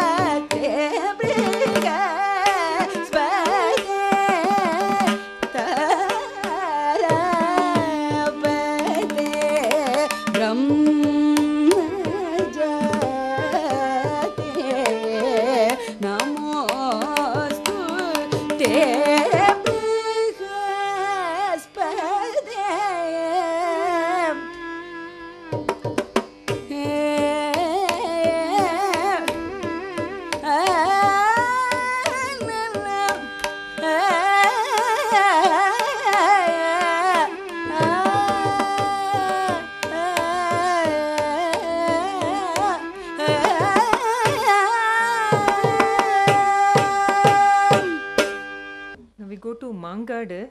As the name suggests, this was a kadu of mango trees, nothing to be seen today. And it's very famous for the Kamakshi Amman temple. But most people go to the Kamakshi Amman temple and don't go to the Vellishwarar temple, which is not right. This is the Shukra Sthalam. This is Shukra. Let us see his attributes. Venus, Velli. Shukra should have 4 arms, Varadahasta, the other 3, Kamandalu, Akshamala, and the stick, Danda. Should have white complexion and 2 hands, and to carry Nidhi, this is treasure, and Pustaka. This is another text, the Vishnu Dharmottara, that says this. He should be seated on a silver chariot drawn by 8 horses. His attire should be white. All this is about Shukra. So this is how you see him over here. This is the Agnishwara temple in Kanjanur near Kumbakonam, which is the famous Shukra Sthalam. But here we come to Mangadu. We have the Vellishwarar temple. It's very small, but very actively in worship. It's Vellishwarar. This is a Shiva Sthalam, and the god himself is worshipped for this planet, for this graha. This is how this temple looks. Here you don't have the consort. There is no goddess in this Vellishwarar temple. Just like in the Ekambranatha temple in Kanchipuram, you don't have a goddess. Parvati is not there, because like in Kanchipuram, here the goddess Kamakshi Amman is in a separate temple very, very close by. And there is a Sthala Puranam connected with this. It is said that Parvati, same story that you find in some other temples as well, once playfully closed the eyes of Shiva, and the world became dark, and she was cursed to come onto the earth. And she came here to this place, Mangadu, and she performed penance. This is just like in Kanchipuram, where she did it under a mamaram. So here is Mangadu, and she performed penance here, standing in the middle of the Panchagni, or the 5 fires, on tiptoe, just like in Kanchipuram, and she performed penance over here. And it is said that Shiva came to take her back. But then he found that Velli or Shukra was also doing the penance in the same place. And Shiva had to go to the devotee first. So he went and he told Parvati to go there in Kanchipuram and perform penance. So that is why it is said that she went to Kanchipuram, and her temple is very, very close to the Vellishwaran temple, but not in its premises. So this is a stucco sculpture high up on the Vimanam of Parvati performing penance with one leg up like this. The Vimanam of the Vellishwaran temple looks like this. Some interesting sculptures. That is Parvati performing penance, and that's the tree under which she is. And Parvati being reunited with Shiva. It is said that the marriage took place in Kanchipuram. Various other sculptures over there. Dakshinamurti also. And my friends in the Niral organization taught me this. I didn't know it till then. We all know that Dakshinamurti is under the Alamaram. We all know that. It's a banyan tree. But whenever you see a sculpture of Dakshinamurti high up on Gopuram or the Vimanam of a temple, you will see the tree. But the most characteristic, significant feature of a banyan tree are the aerial roots that are hanging. You will never see those roots in the sculpture. It's not that the sculptor has made a mistake. It is that this particular Alamaram under which Sri Dakshinamurti sits is called the Kal Alamaram, which does not have the aerial roots. So the artist has been true to his job, but he has shown that particular variety, species of banyan that we are not aware of. And my friends Lata Nathan here in the audience has told me that there are some in Chennai itself, this Kal Alamaram, to be seen. Only thing we don't see. That's all. We are not trained to appreciate all of this. So various Dakshinamurtis up there. Not even in one do you see the hanging roots. See that? So it goes up right up to the top. And the Vimanam also has, this is Parvati performing worship to Vellishwaran over here. Very many different forms of Shiva that we are not conversant with. This is Ekapada Murti, one of the very many forms of Shiva. Ekapada he has. And this is Tripada Trimurti. This is Ekapada Trimurti. We have Brahma and Vishnu as though branching off from Shiva over here. This is also a Bhairava Sthalam. Ancient temple, no doubt, going by all these sculptures, but very, very, very modernized. is the Vellishwaran temple. Quickly going through, there are some inscriptions as well, telling us how, I know I'm running out of time, but telling us how old this temple is. Very many running along the walls like this. Smaller sanctum is also there. This is for Kashi Vishwanatha. You can all read. This is a Vinayakar Sannidhi, all small, dotting the campuses. It looks like this. On the walls here, you remember I told you that generally it is Lingodbhava at the back of the Shiva sanctum. Is Lingodbhava here instead of Vishnu. That's how Lingodbhava form is. And very many things. Veerabhadra, this is not commonly seen in most Shiva temples, very few have it. This is that form, very, very ferocious form that Shiva took when his wife Dakshayani Sati was killed. It is said that it came from the matted locks of Shiva, and this is Daksha, whom he beheaded and then put back with the head of a goat. Veerabhadra is always seen with Daksha. This is a lovely Nandavanam in this temple. They've maintained its spick and span. It just shows that if we write our hall ticket numbers, we'll pass. There should be a rule. If you say, if you write it, you will fail. This is what should happen. And then the Subramanya sanctum is here. I'm just going through this a little fast. And it's a pleasure to be inside the precincts of this temple. Very beautifully have they kept it. And you don't have Kamakshi here, but you have the Kamakshi Padam. The feet of Kamakshi are in worship inside the temple premises. And the Nandi. Mamaram, again, because it's a sacred tree, this was a sacred forest, now it's come to a sacred tree only. And the different things that this tree can do for us. You're just reading it. Even for sunstroke, it's a cure. And this is a Salavriksha of many Shiva and Vishnu temples associated with Hindus and the Buddhists and the Jains and used in religious functions. I just very, very quickly go to the Kamakshi Amman temple because it's intrinsically connected with the Vellishwaran temple.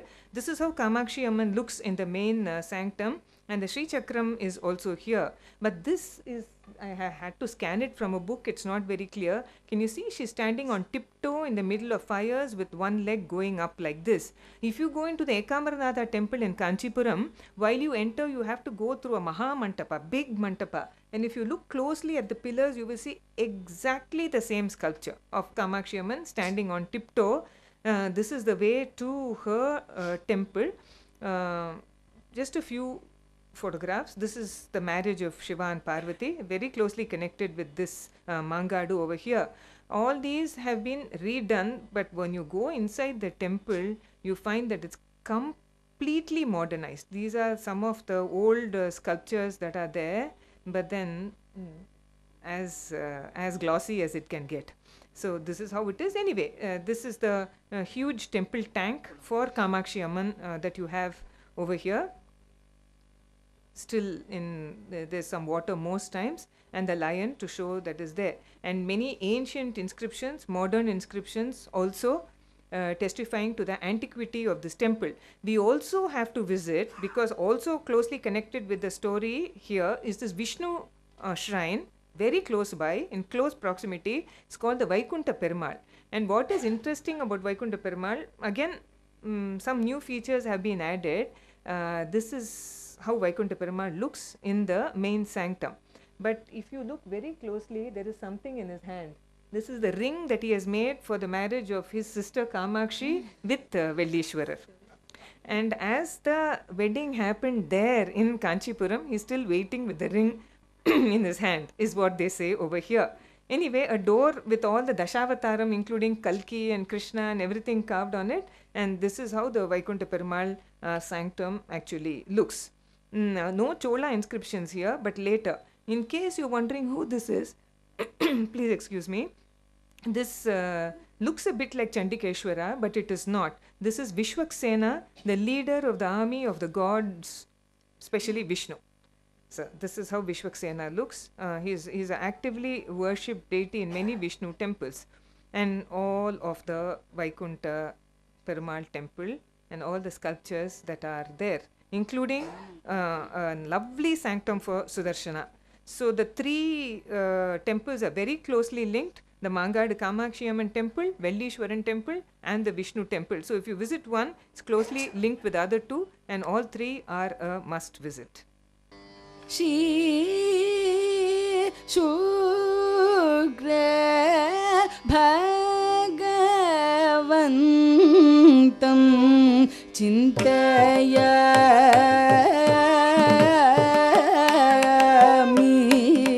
Santatam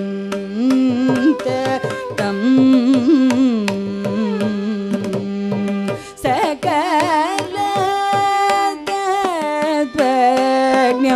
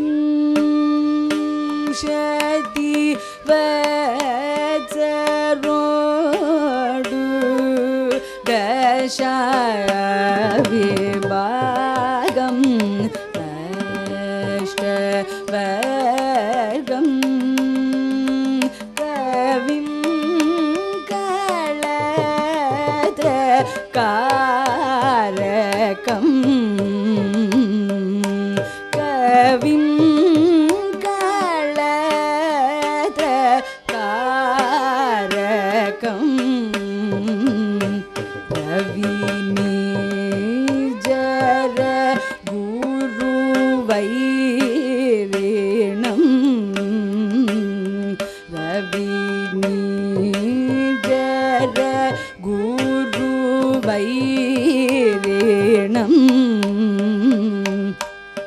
Navamsa होरात्रे खानादिवार Gautam अवसर समय नवांश होरात्रे खानादिवार गोतम अवसर समये भगवज निज स्वक्षेत्र वरकेन्द्र मूल त्रिकोणे भगवज निज स्वक्षेत्र वरकेन्द्र मूल त्रिकोणे विंशांश षष्ट्यां शैरावतांश पारिजातांश गोपुरांश राजयोगकारकं राजप्रदं गुरुगुहमुदं त्रिंशांश षष्ट्यां शैरावतांश पारिजातांश गोपुरांश राजयोगकारकं राजप्रदं गुरुगुहमुदं शुक्र भगवन्तं चिन्तयामि सन्ततं सकल तत्त्वज्ञं शुक्र भगवन्तं चिन्तयामि सन्ततं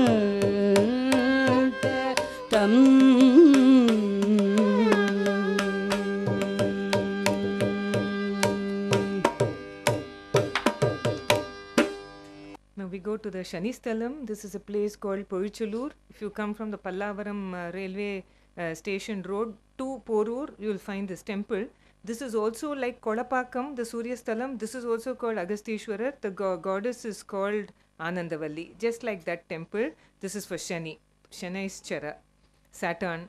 And going back to the Agamas, this Agama says black complexion, black garment, small stature, lame in one leg, 2 arms, Varadahasta, and a stick, Danda, should be on a Padma Pita, lotus platform. The Vishnu Dharmotara says he should have 2 hands, one holding the Akshamala and the other holding the Danda. Iron chariot drawn by 8 horses, black iron chariot. So this is how he looks, and that is his Vahana, the crow. Okay, Darbaranyeshwara temple, Tirunallar, so very well known. You just say Shani Sthalam, you don't know that Darbaranyeshwara is there, Shiva is there. We just go for this one small sanctum over there. Anyway, we come to Poichalur. This is how this temple looks. It's a largish campus. And we go in and you see a Gajaprishta Vimana. This is also very Chola. And here, the 1962-63, the Archaeological Survey of India's Epigraphy Division has noticed 2, even then, it was fragmentary, broken, 2 12th century inscriptions, which tells you that this place was called Purichalur, not Poichalur. And the god was called Tiruvarjunishwaram Udayar. And the goddess now called Anandavalli was called Tirukamakotam Udaya Nachiyar. So these were the old names.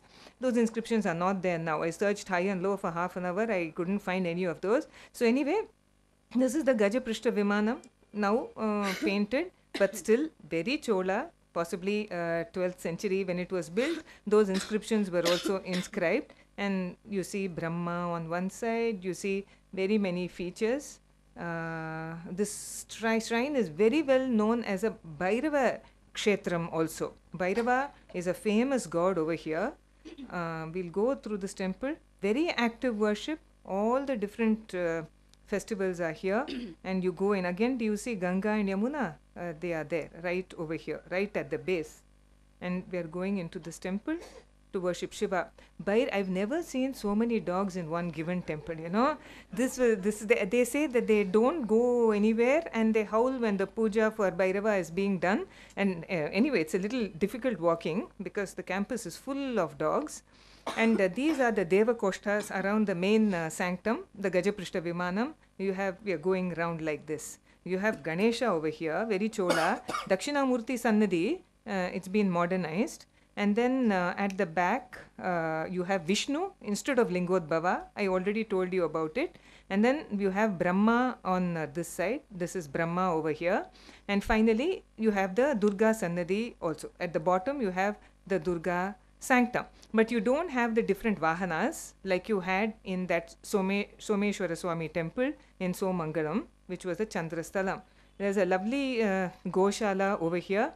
Nothing more particularly to talk about this temple. If we had had inscriptions, we would have given you so much more information. But this is the Shani Sthalam near Chennai.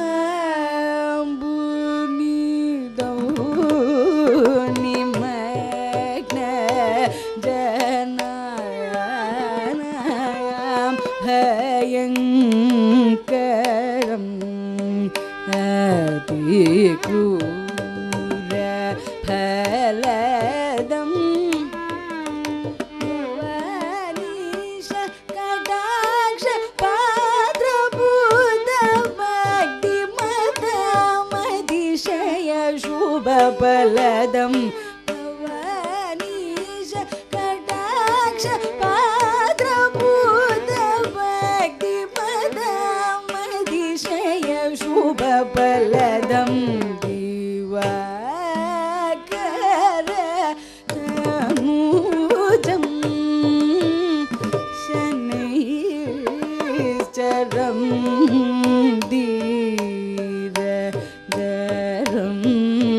Santa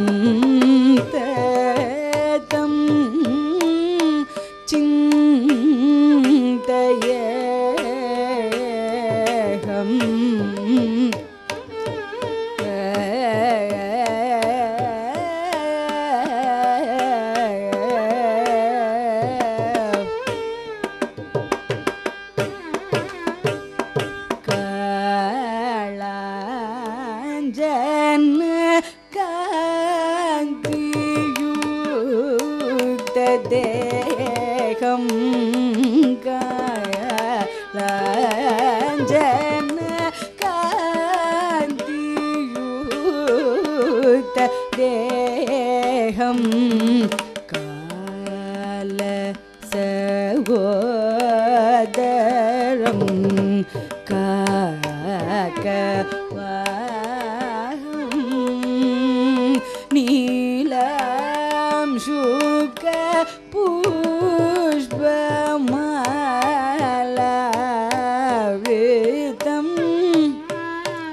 நீல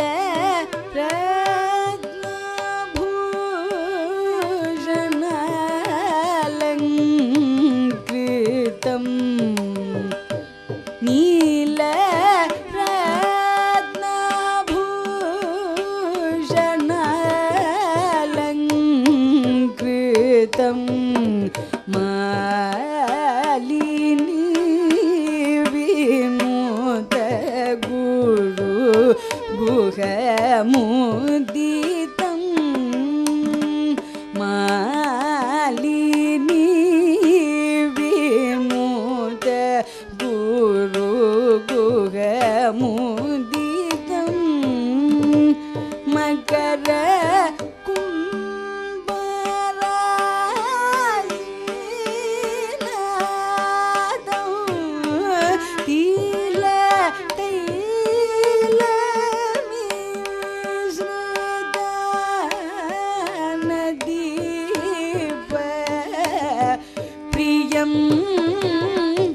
மகர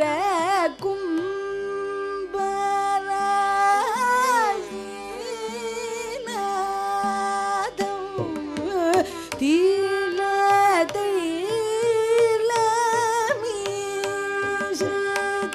தைலமிஸ்ரிதான தீப பிரியம் தயா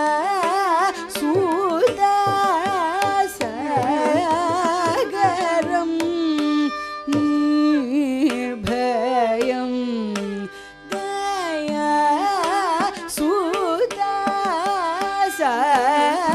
சுதாசகரம்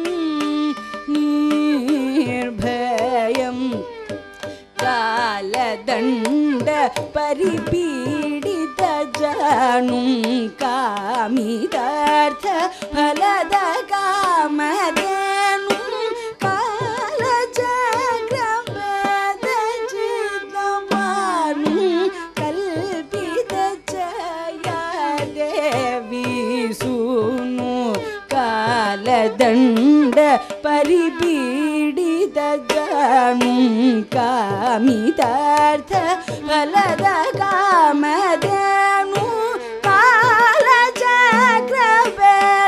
சித்தபானும் கல்பித ஜய தேவி சூனு திவாகர தனுஜம் சனீச்சரம் தீர தரம் சந்ததம் சிந்தேகம்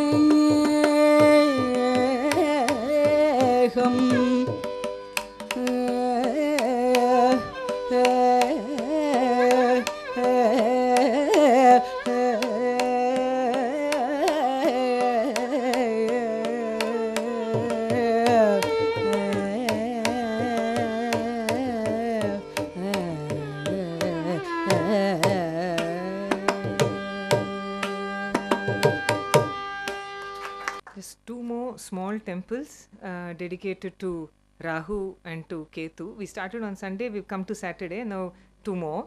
This is Nageshwara Swami temple in Kundratur, right in the heart of this little town. Shilparatna Rahu says that Rahu should be seated on a throne, Simhasana. Vishnu Dharmotara says he should be on a silver chariot drawn by 8 horses. Shilparatna says Rahu should have 4 hands.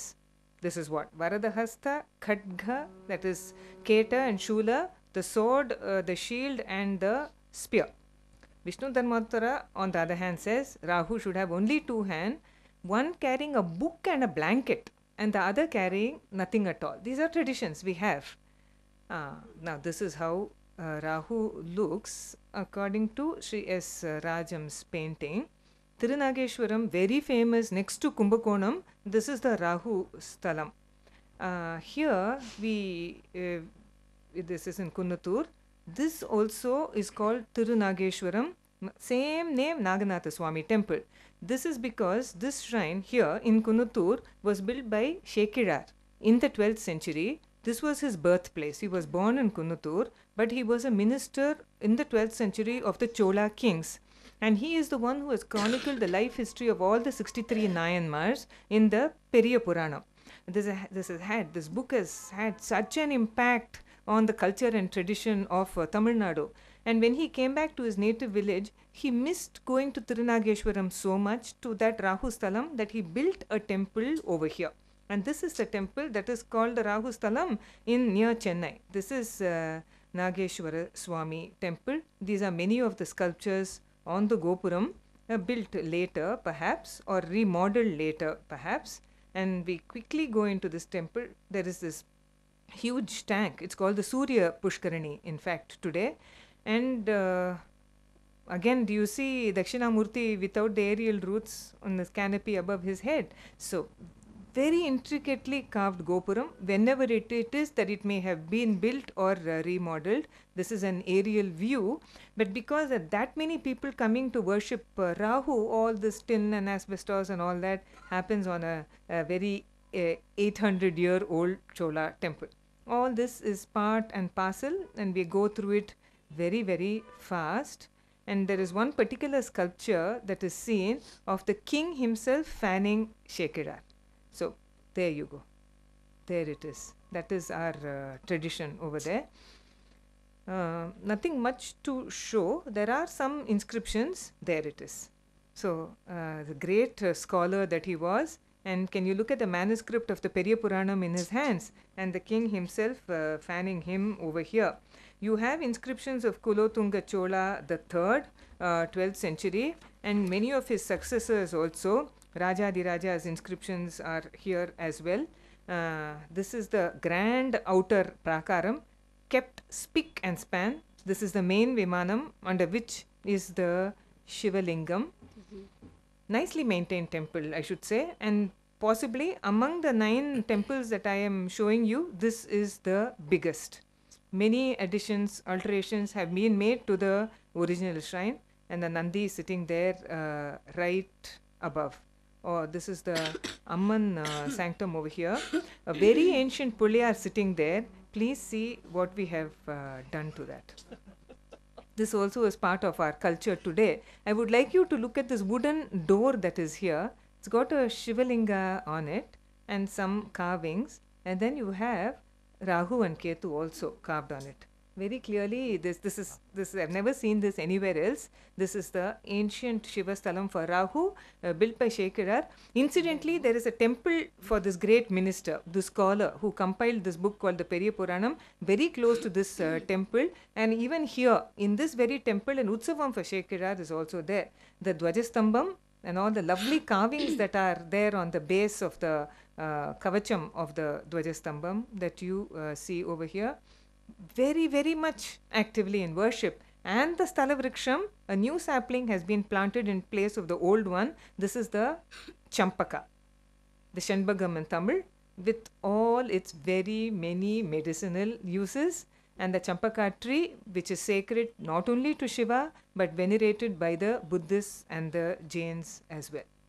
Smaramyaham sadarahum smaramyaham sadarahum smaramyaham sadarahum smaramyaham sadarahum surya chandra viksham vikridadeham smaramyaham sadarahum surya chandra viksham vikridadeham Smaramyaham Surasuram Rogagaram Charvadi Bhitiharam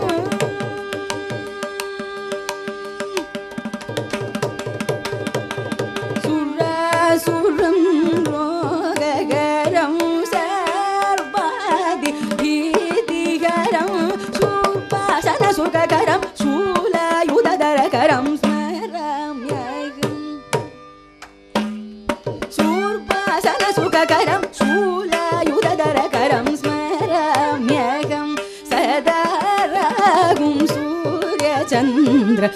Vishamigridadegam Smaramyagam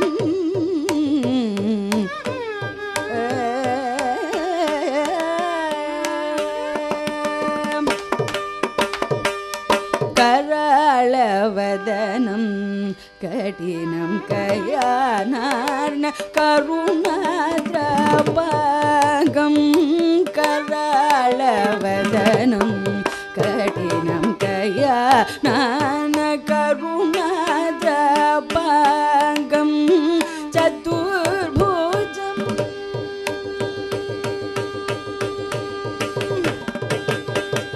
Chaturbhujam Karkakedadidharanam Chaturbhujam Karkakedadidharanam Charmadi Nilavastram Gomedakabharanam Charmadi Nilavastram Gomedakabharanam Shani Shukra Midra Guru Gugasal Doshakaranam Smaramyagam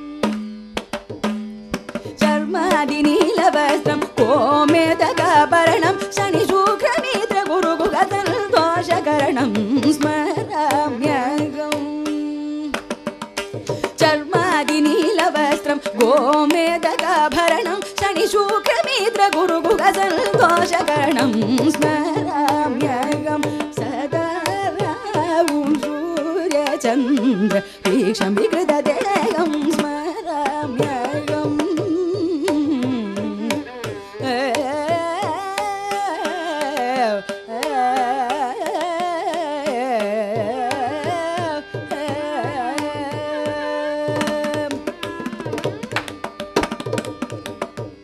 The final temple, Neelakanteshwarar in Gerugambakam. So where is Gerugambakam? From Porur to Kunnutur, when we are going, we just have to take a left at one junction and very soon we'll come to the Ketu Sthalam.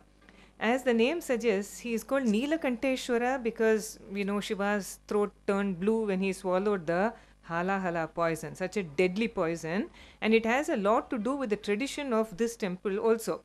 So this is Ketu. We'll see how Ketu is. Dark complexion, 2 hands, one an Abhaya Hasta and the other carrying a Gada. Another text, the Vishwakarma Shilpa says that Ketu should resemble Bhauma, Angaraka, but his chariot should be drawn by 10 horses.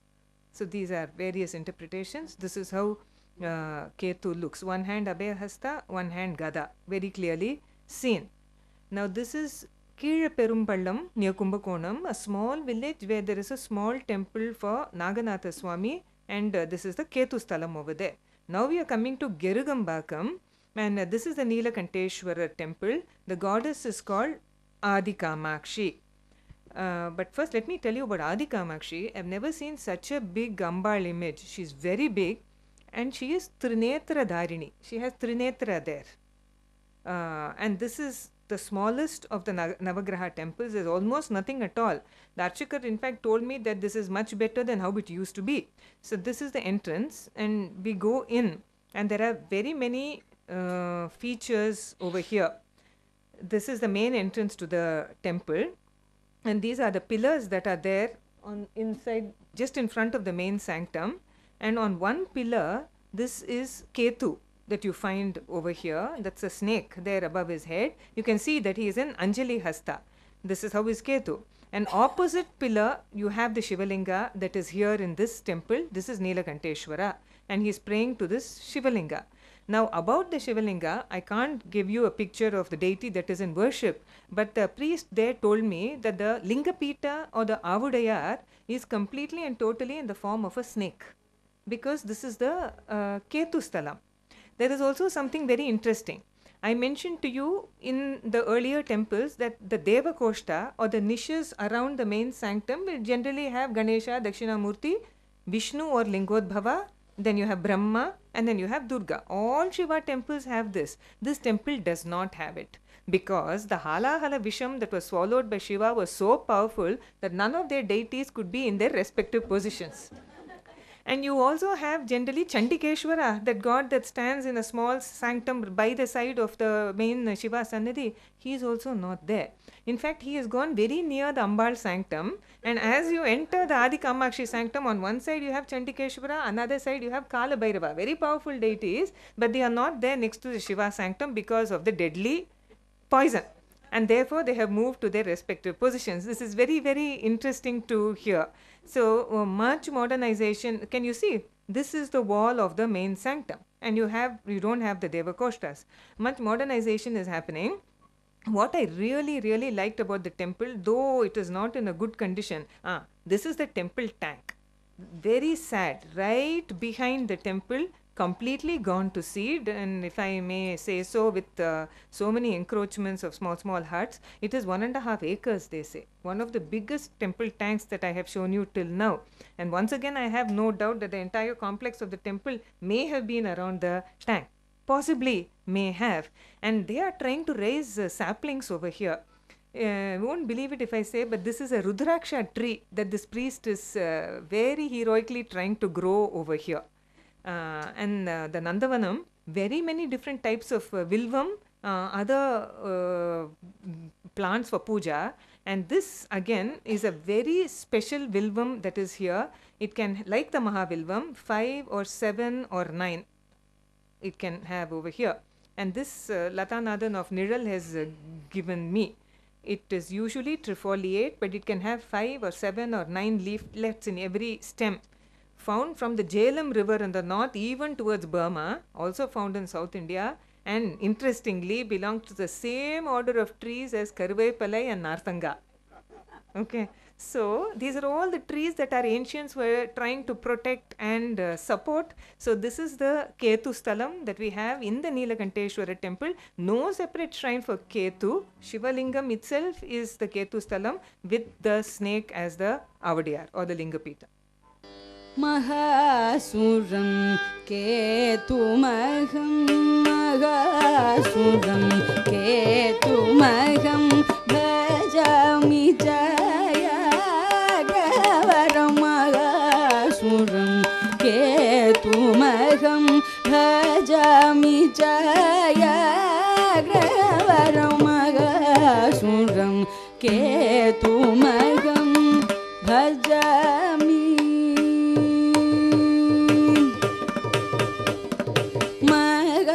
Vichitramakuttadaram Mangalavajradidaram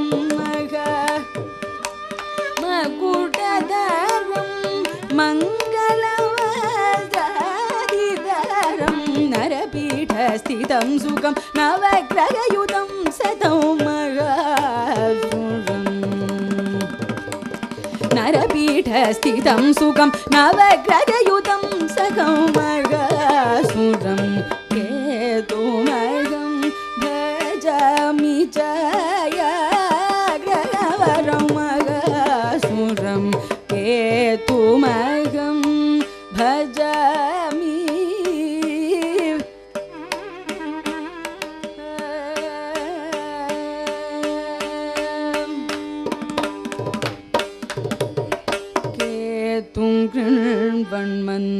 Vanmantrinam Kodanidhi Jaiminam Ketum Vanmantrinam Kodanidhi Jaiminam Puludadi Bhakshanam Konadvajam Padaginam Puludadi Bhakshanam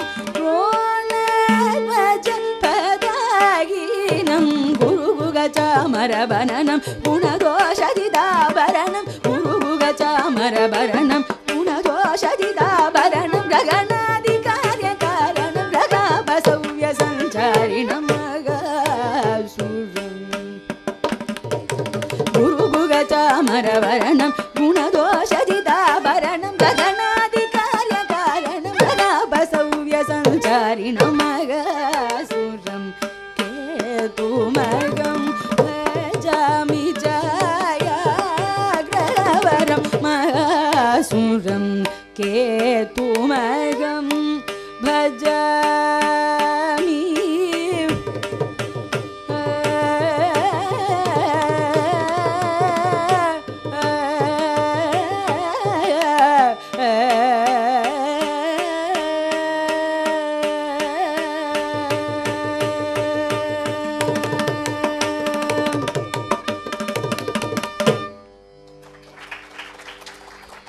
So this brings us to the end of this program, all of almost 2.5 hours. Thank you for your patience. Just to tell you that right around our very own Chennai, we have these many very ancient temples dedicated to the Navagrahas, so full of tradition, art, architecture, and everything else that we need to see. It's just that we have to spare the time to go there and look at all of it. And thank you so much for the very beautiful, melodious music. Thank you so much, Dr. Chithra. I request Dr. Sundar, the convener of Music Forum, who has joined us late. He had a lecture today morning. So I request him to come and honor the speaker and the artists.